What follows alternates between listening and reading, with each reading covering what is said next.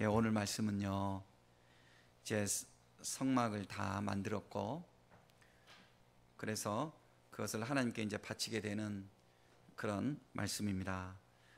2주 전에 우리가 3주 전인가요? 예, 성막에 대해서 말씀을 같이 그림도 보면서 나눴습니다. 오늘은 그 성막 안에서 그 성소 안에서 누리는 우리의 기쁨, 성소를 통해서 하나님이 우리에게 주시는 그 은혜에 대해서 깊이 생각하고, 하나님께서 우리에게 왜 교회를 주셨고 이 예배를 드리게 하셨고 하는 것과 연관지어서 우리의 믿음을 세우기를 원합니다. 3500년 전이잖아요.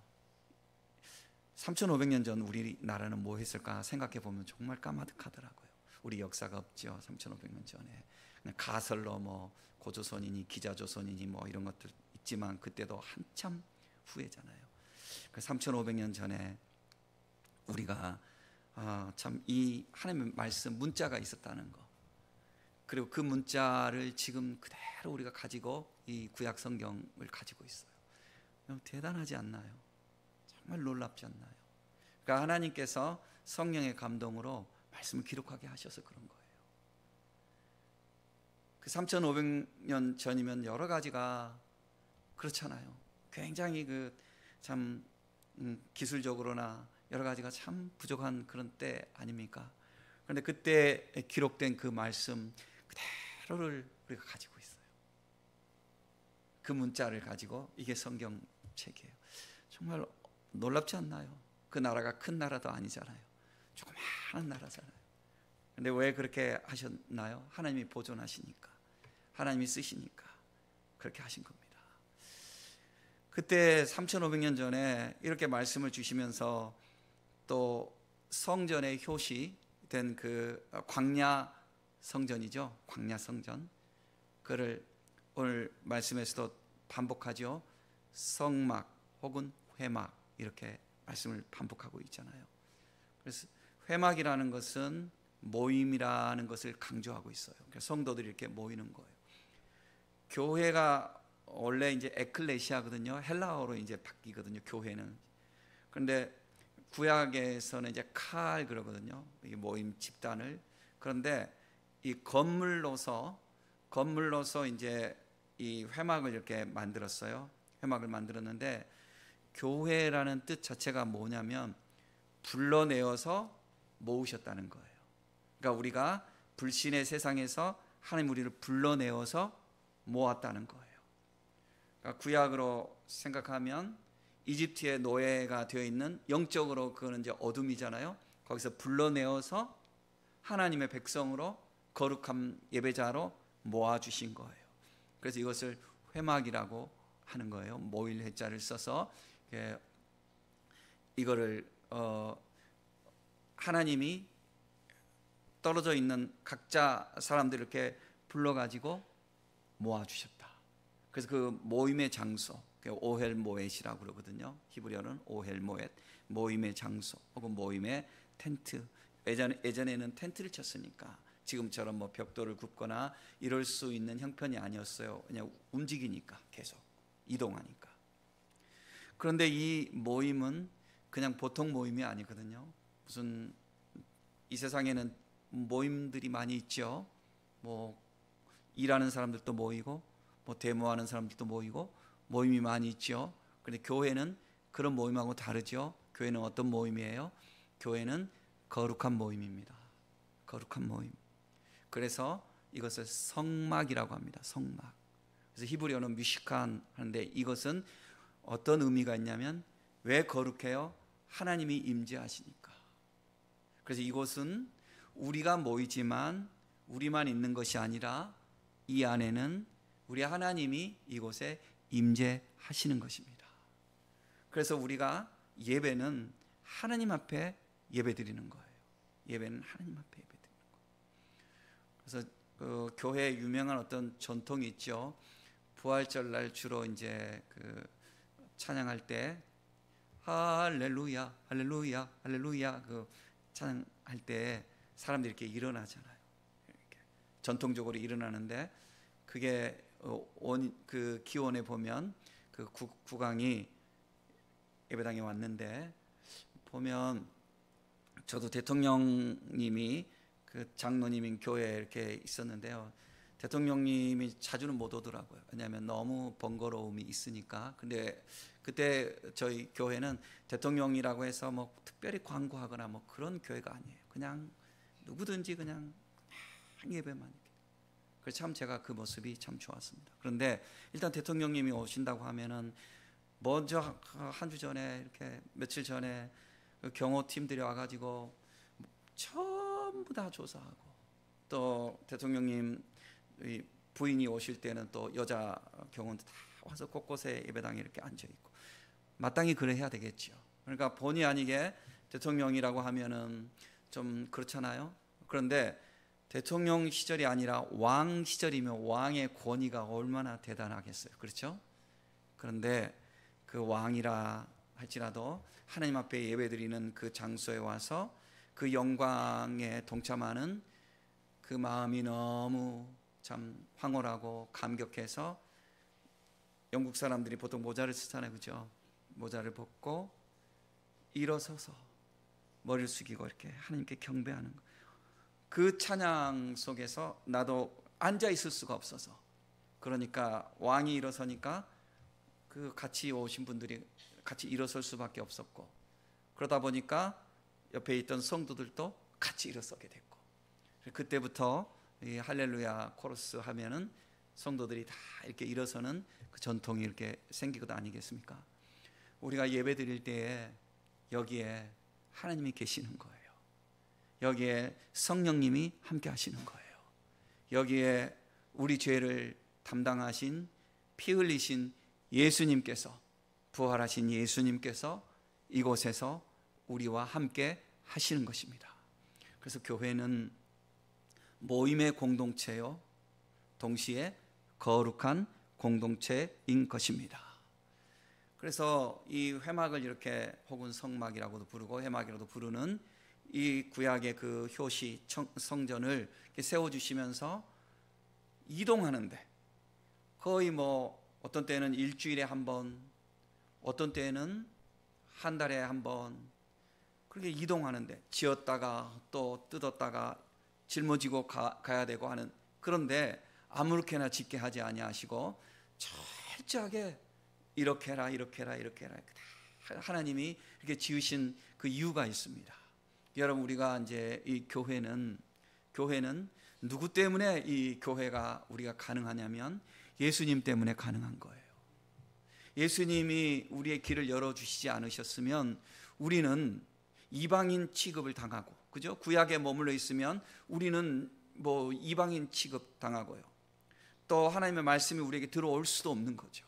근데 예수님께서 십자가에 달리시면서 다 이루었도다 라고 이렇게 선포하실 때, 성소와 지성소를 가로막고 있는 휘장이 위에서부터 아래로 이렇게 확 찢어진 거 아니에요. 찢어지면서 1년에 한 번 대제사장만 들어갈 수 있었던 그 지성소가 우리에게 다 열려버린 거예요.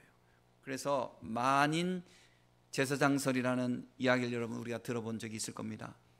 누구든지 제사장이다. 전에는 제사장 없이는 하나님 앞에 나갈 수가 없었는데 이제 우리 모두가 제사장이다. 왜 그러냐면 정말 참 대제사장이신 예수님이 우리 안에 계시기 때문에. 그래서 예수의 이름으로 우리가 하나님 앞에 나갈 수 있는 거예요. 그래서 이 성전, 구약의 이 성전을 이렇게 세워라 이렇게 세워라 이렇게 세워라 한 모든 것은 예수님과 깊은 의미를 주면서, 그러니까 성전은 예수님에 대해서 말하고 있는 거예요. 그래서 예수님 자신도 뭐라고 그랬냐면 내가 성전이다 그랬습니다. 예수님 자신이 성전이고요. 왜 성전이냐면 성전의 기능이 뭐예요? 성전의 기능은 하나님의 백성들이 모임이죠. 그리고 하나님께 모인 백성들이 예배드리는 거죠. 그래서 거룩한 거죠. 예수님 때문에 이게 가능해졌거든요. 그러니까 예수님이 성전이에요. 동시에 예수님이 제물이에요. 또한 십자가에서 예수님이 제물이 되어주셔서, 우리가 구약에 보면 늘 이렇게 제사를 드리라, 뭐 여러 가지 짐승 잡고 하는 이런 모든 것을 예수님이 십자가 위에서 단번에 다 다 이루어 버리신 거예요.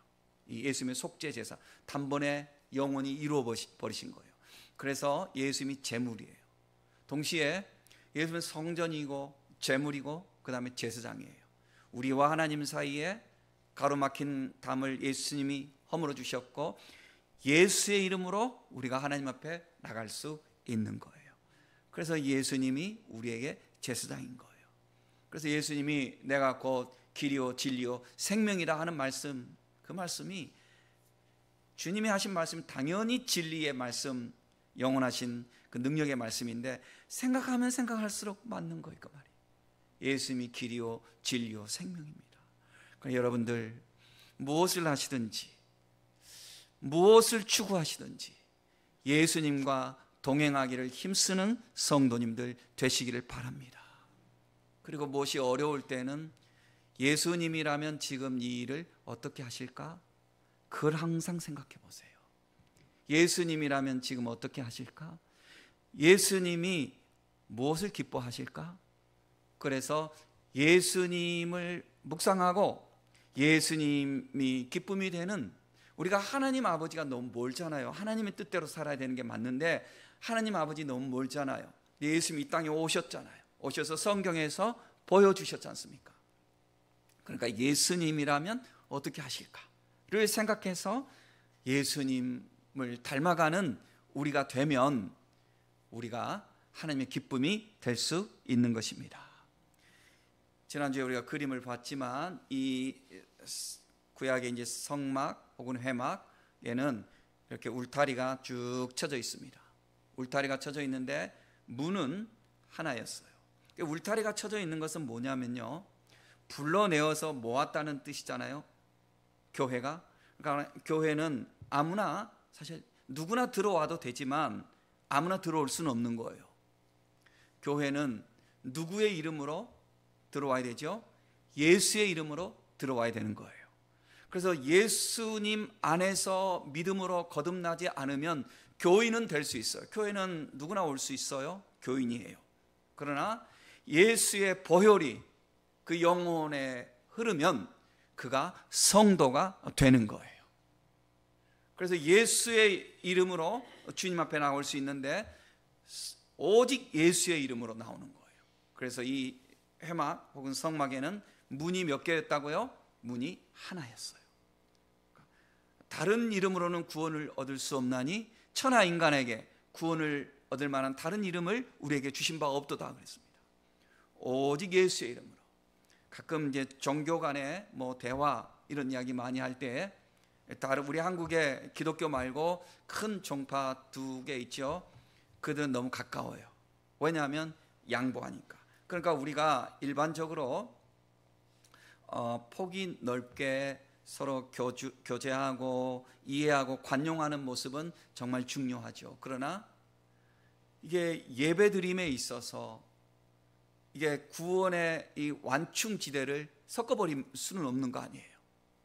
여기에도 그래 너에게도 구원의 길이 있어, 너에게도 구원의 길이 있어는 아니잖아요. 그래서 어쩔 수 없이 우리는 어떤 상태에서는 배타적일 수밖에 없어요.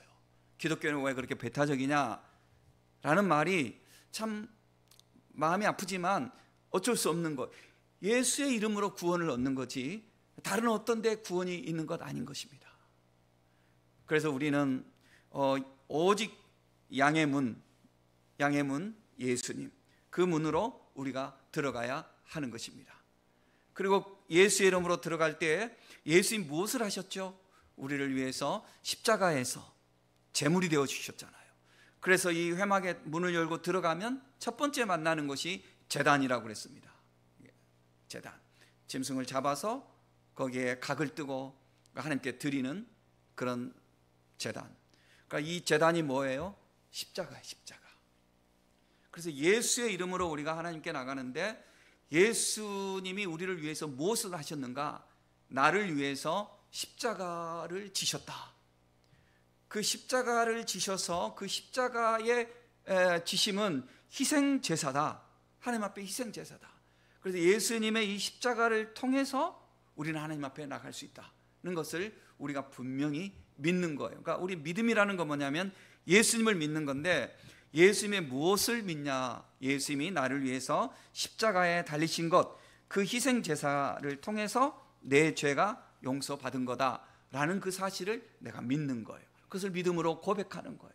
그래서 우리가 날마다 감사하고 또 고백하고 또 감사하고 또 감사해야 할 것이 뭐냐면, 그리스도의 십자가를 항상 기억하고 감사해야 하는 것입니다. 그래서 신약의 이 제자들 보면은요, 신약 성경 이렇게 보면 하나의 그 큰 틀 속에서 우리가 힌트를 찾을 수 있는데, 예수님께서는 공간복음서 혹은 사복음서, 공간복음서라고 하면 마태, 마가, 누가를 공간복음서라고 그래요. 공통적인 관점으로 보았기 때문에. 그런데 요한복음은 관점이 좀 다르니까 요한복음까지 할 때는 사복음서라고 그래요. 이 사복음서에서 예수님이 말씀하시는 게 나와요. 주로 예수님이, 그죠? 예수님이 거기서 말씀하시는 화자라고 그러죠. 말씀하시는 분 예수님이에요. 예수님이 무엇에 대해서 말씀하시냐면, 예수님이 내가 십자가를 질 거라는 것을 얼핏 몇 번 말씀도 하셨지만, 예수님의 그 말씀하신 주된 전체 내용의 핵심이 뭐냐면 하나님 나라예요. 하나님 나라에 대해서 예수님이 계속 말씀하셔요. 하나님의 나라에 대해서, 구원에 대해서.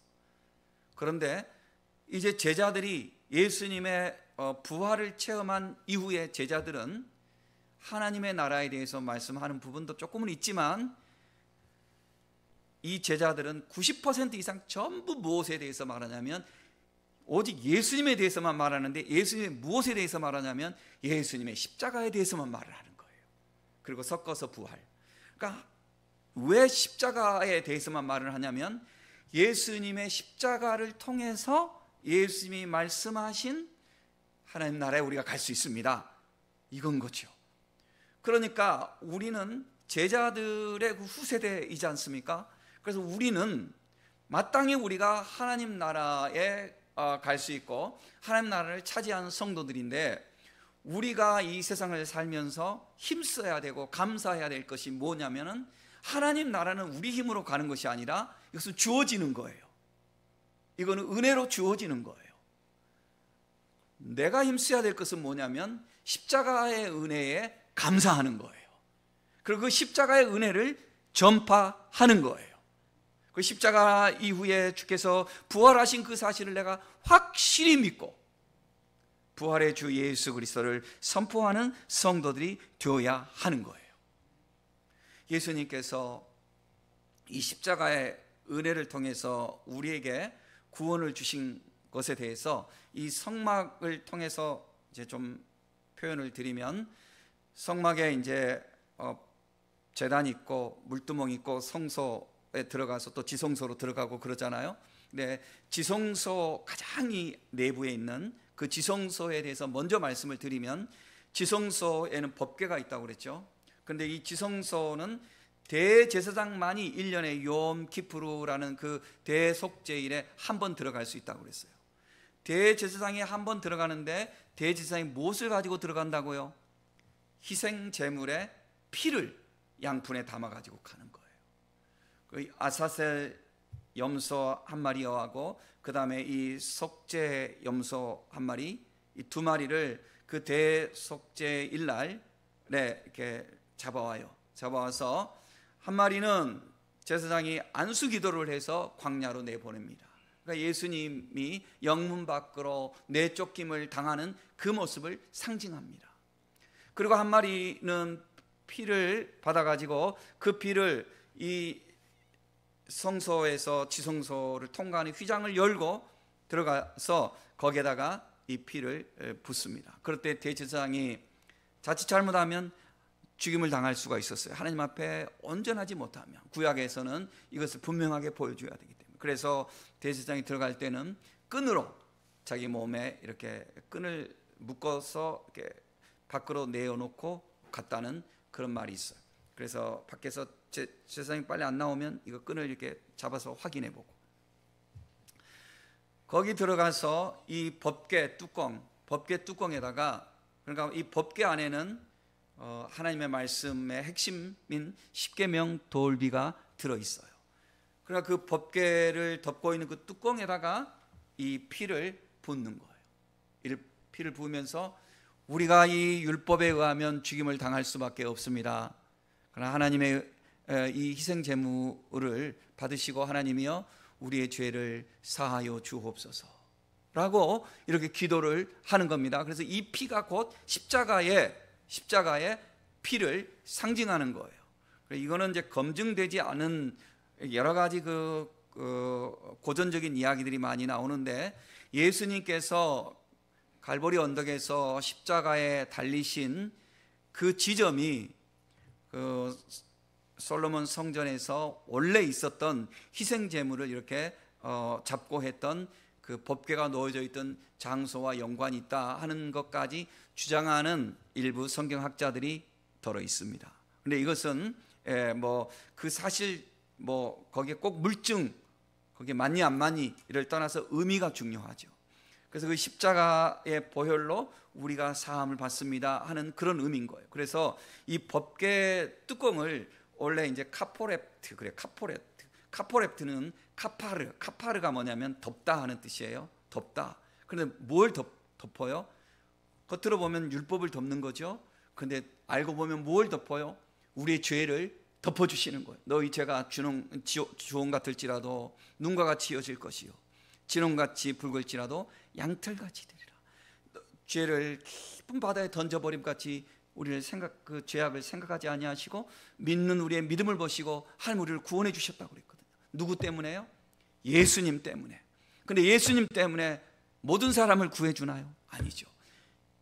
예수님을 믿는 사람, 예수님의 이 십자가의 은혜가 내 구원이 되었습니다라는 사실을 믿고 감사하여 주님을 사랑하는 자들을 주님 구원해 주시죠. 그래서 그 뚜껑을 뭐라 하면 은혜를 베푼 자리라 하는 뜻으로 시은소라고 그래요. 시은소. 은혜를 베풀어 준 자리, 시은소. 다른 말로는 죄를 사해 주신 자리, 그래서 속죄소. 죄를 가리킬 때 그 속죄소. 그래서 영어로는 mercy, 은혜죠. 자비죠. mercy seat라고 그래요. 자리. mercy seat. 그런데 이 속죄소 혹은 시은소, 이렇게 우리말로 번역할 수 있는 이 자리에 대해서, 이것에 대해서 그대로 신약 성경에 와가지고 예수님이 우리를 위하여서 하나님 아버지 앞에 화목 제물이 되셨습니다 라고 그렇게 표현할 때 그 화목 제물을 가리키는 말, 우리가 화목 제물이라고 번역을 했는데, 그 화목 제물을 가리키는 말이 구약의 뚜껑, 하나님의 법궤를 덮은 뚜껑, 다시 말해서 우리에게는 시은소 혹은 속죄소라는 의미로 주어지는 이 뚜껑을 가리키는 카페롭토, 이거를 번역한 단어가 헬라어로는 힐라스테리온. 이거를 화목제물로 이렇게 우리가 번역을 했어요. 화목제물. 그러니까 결국 뭐예요? 속죄소에 뿌려지는 그 피는 예수 그리스도의 보혈입니다 라는 것을 이미 다 구약에서부터 그렇게 암시하고 우리에게 가르쳐주고 있는 것입니다. 그래서 이것을 그 속죄를 가리킬 때 영어 단어에서 어톤먼트라고 그러거든요. 어톤먼트. 근데 이 어톤먼트를 풀어서 쓰면 at one moment, 한 번의 그 어떤 사건을 이렇게 풀어서 그렇게 쓸 수 있어요. 그러니까 한 번의 영원한 제사를 우리 주 예수 그리스도께서 갈보리 십자가에서 우리를 위해서 드려주셨다는 거예요. 그러니까 주님의 그 십자가는 구약의 이 모든 절차를 다 완성하신 그 십자가의 속죄 제사예요.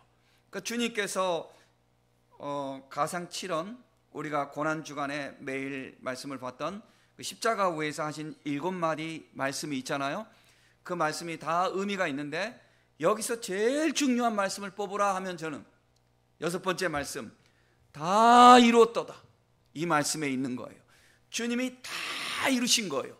구약의 모든 율법의 요구를 다 이루어 주셨고, 모든 믿는 자에게 필요 충분한 조건을 믿기만 하면 모든 은혜를 다 주신 것을, 이 길을 예수님이 십자가 위에서 다 이루신 거예요.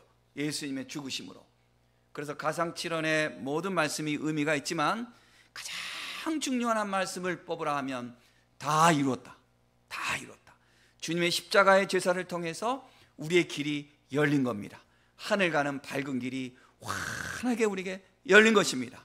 그 누구라 할지라도, 그 어떤 사람이라 할지라도 주님 앞에 죄를 회개하고 예수님을 구주로 영접하기만 하면 하나님의 자녀로 이렇게 받아주시는 것입니다.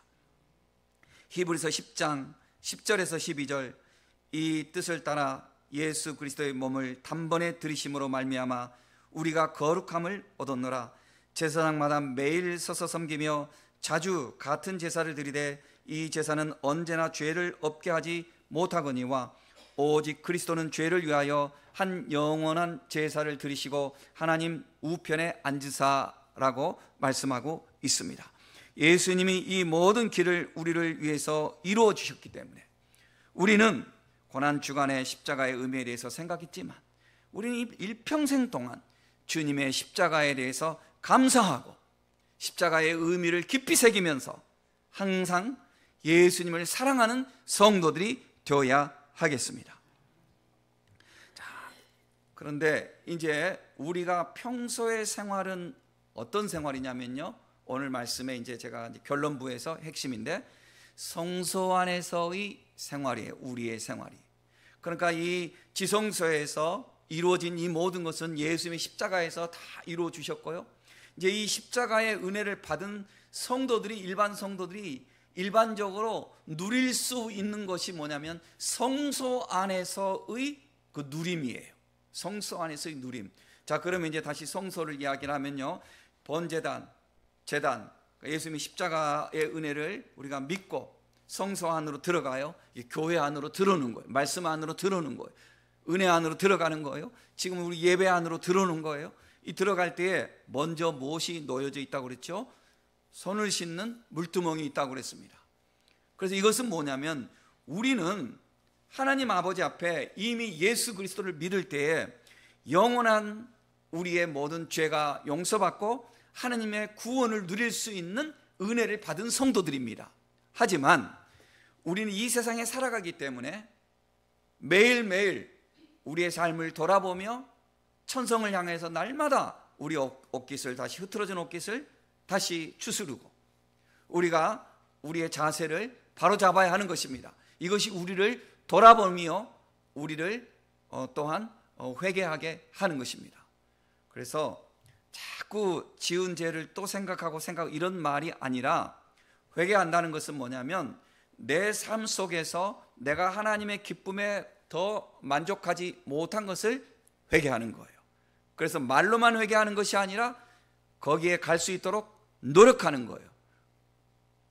이 죄를 하마르티아라고 말하는데 그것은 관역에서 벗어났다는 뜻이에요. 관역에서 벗어났다. 활을 쏘는 군수가 활을 쏠 때 이 관역 안에 들어가야 되는데 관역 안에 벗어나면 이거를 하말티아 죄라는 거예요. 그러니까 죄는 우리가 무엇을 잘못한 것인데 그 잘못한 것뿐만 아니라 더 적극적으로 표현하면 내가 하나님을 기쁘시게 하지 못한 것, 더 기쁘시게 해야 되겠다는 거죠.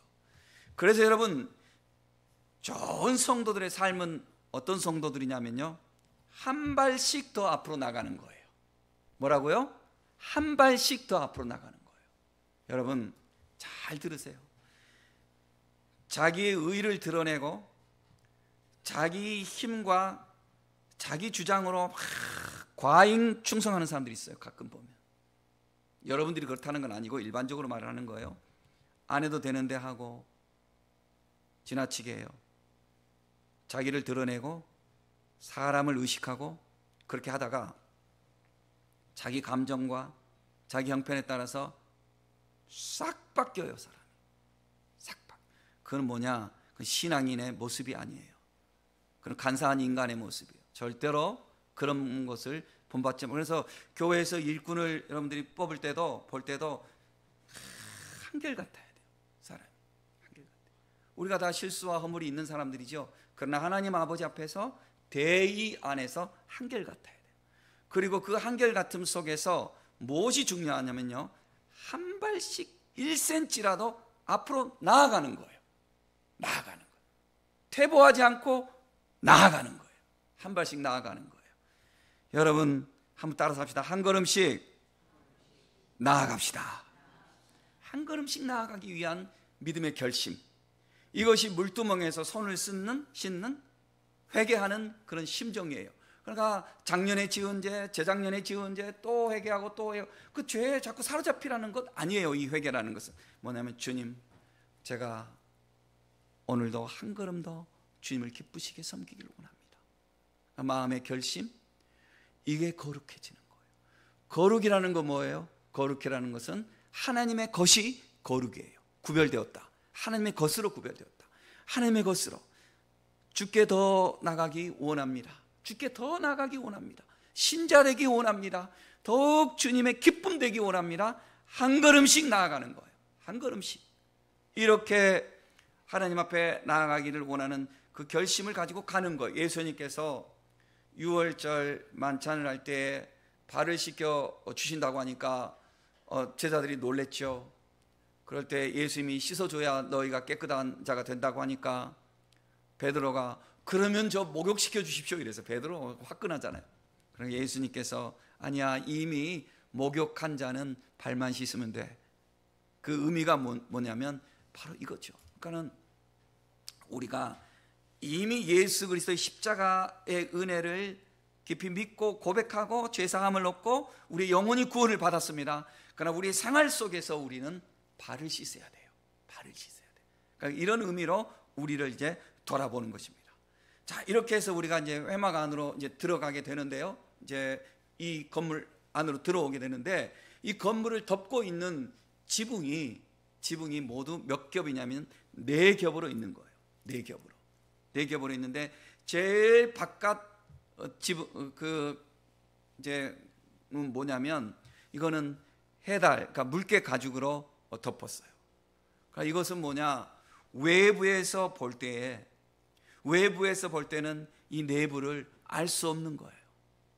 해달의 가죽이 그게 이제 보이기에 구약 시대에 볼품이 별로 없었어요. 그러니까 이것은 무엇을 상징해요?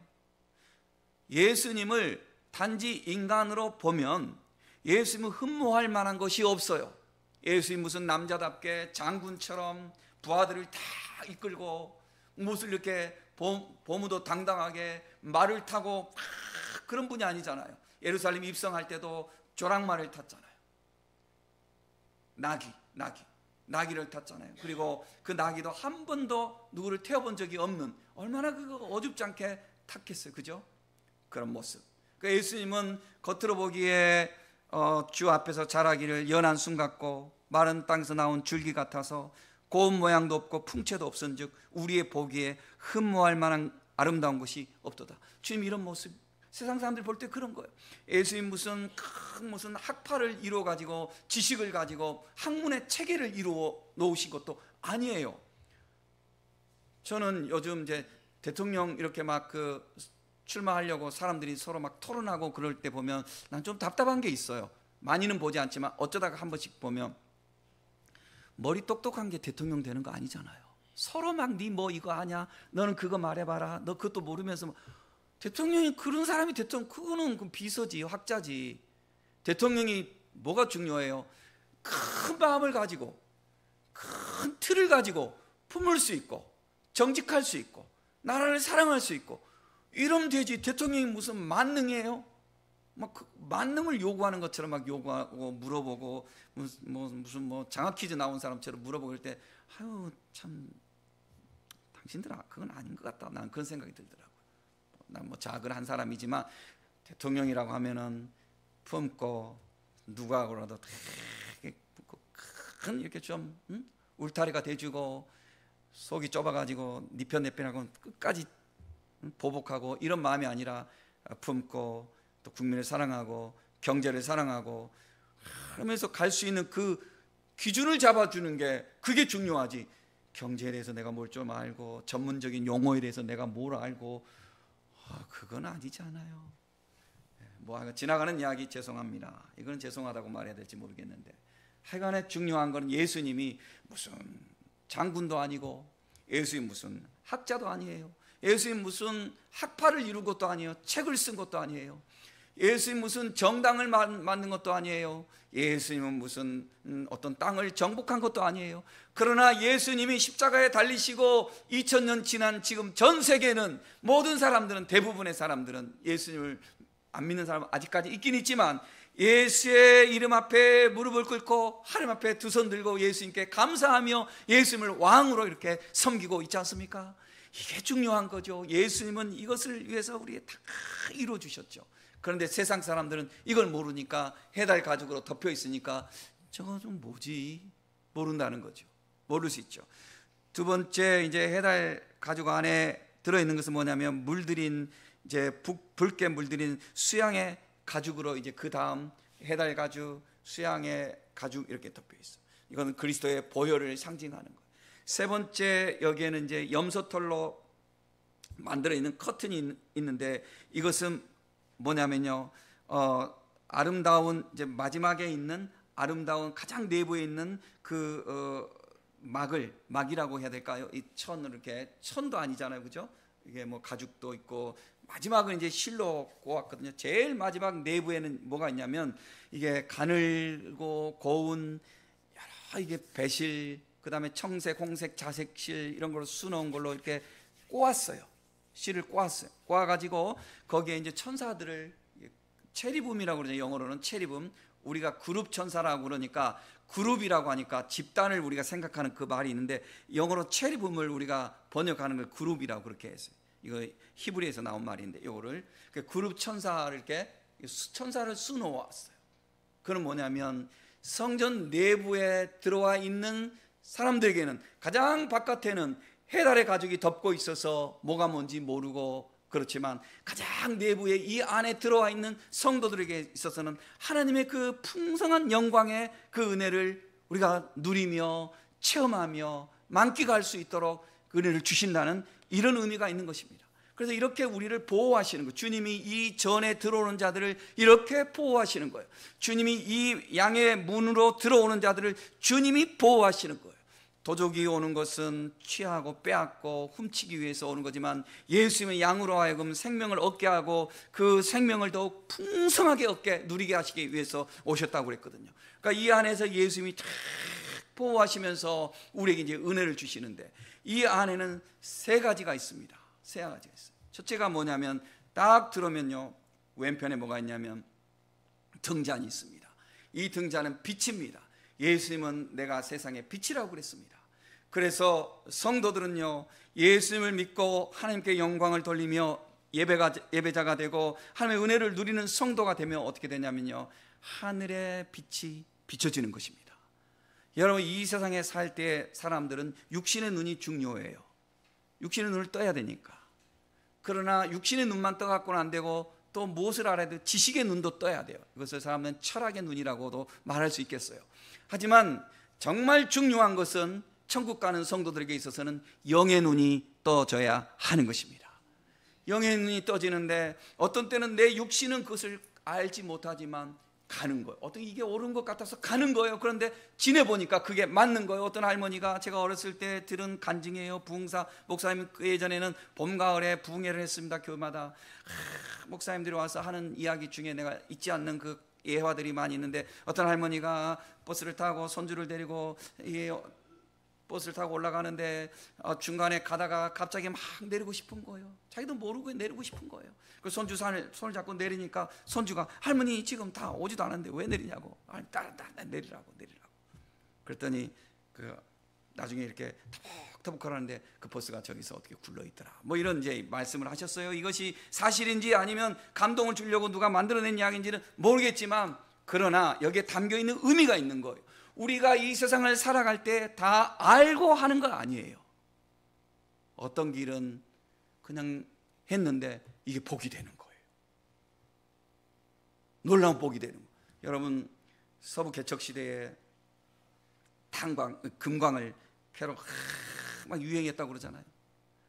어떤 사람은 금광을 비싼 돈을 주고 사가지고 금을 캔다고 잔뜩 캤는데도 금이 없어. 그러니까 이걸 헐값에 팔아버린 거예요. 그런데 그거를 어떤 사람은 샀어요. 사가지고 또 그 사람이 버리고 간 그 굴착기를 가지고 한번 파본 거예요. 그냥 1m도 못 가가지고 금덩어리가 막 나온 거예요. 그래서 여기서 노다지라는 말이 나왔다고 하잖아요. 노다지! 이게 한국까지 태평양 건너서 한국까지 오니까 노다지로 바뀐 거예요. 노다지! 손대지 마! 내 거야! 노다지 바뀐 거예요. 이게요, 하나님이 복을 주시면요, 사람이 막을 길이 없고요, 하나님이 열어버리시면 또 막을 길도 없고, 하나님이 가져가시면 지킬 수도 없는 거예요. 영의 눈이 떠져야 돼요.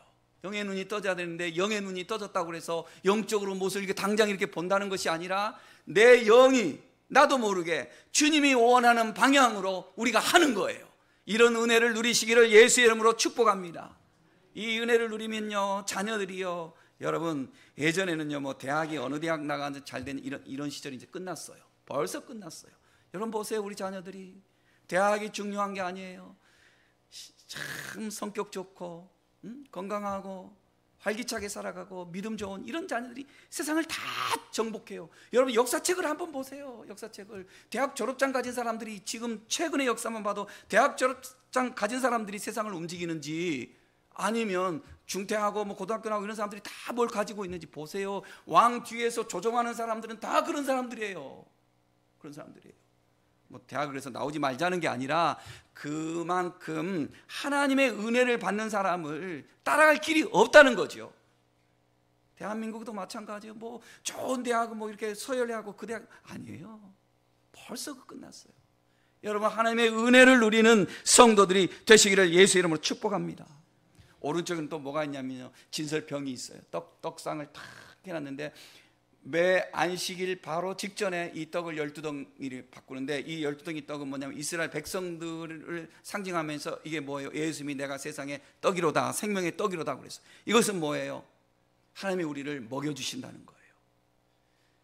그러니까 하나님 앞에 예배드리고 하나님의 은혜로 나가는 성도는 하늘에서 만나를 내려주시고 메추라기를 내려주시고 반성해서 물이 솟아나게 하는 같이 하나님이 우리 성도들의 필요한 모든 것을 공급해 주시는 거예요. 마지막으로 이 지성소 앞에 딱 가기 전에 뭐가 있어요? 향로가 있고 여기에 이제 향불을 피워요. 이거는 뭐예요? 성도들의 기도를 상징하는 거예요. 중요한 것, 성소 안에 들어오면 영의 눈이 떠지고 하나님의 공급을 받고 그리고 기도가 열리는 거예요. 예수 믿으면서 기도 생활을 할 줄 모르면, 내가 하나님과 교제할 줄 모르면 이것처럼 답답한 게 어디 있겠어요? 하나님 앞에 내 기도를 드리고 하나님이 내 기도를 들어주시는 것이 내 느껴지고 하나님과 내가 교통하는 은혜, 이것을 누리는 것이 최고의 성도들의 축복인 것입니다. 여러분, 결론입니다. 예수 믿고 하나님 앞에 예배드리고 주의 은혜로 살아가는 성도들에게 영의 빛을 열어주시고요, 그 다음에 하나님이 공급하신 양식을 주시고요, 기도의 문이 열리게 하시는 거예요. 이 은혜를 누리는 우리 성도들 되시기를 예수 이름으로 축원합니다.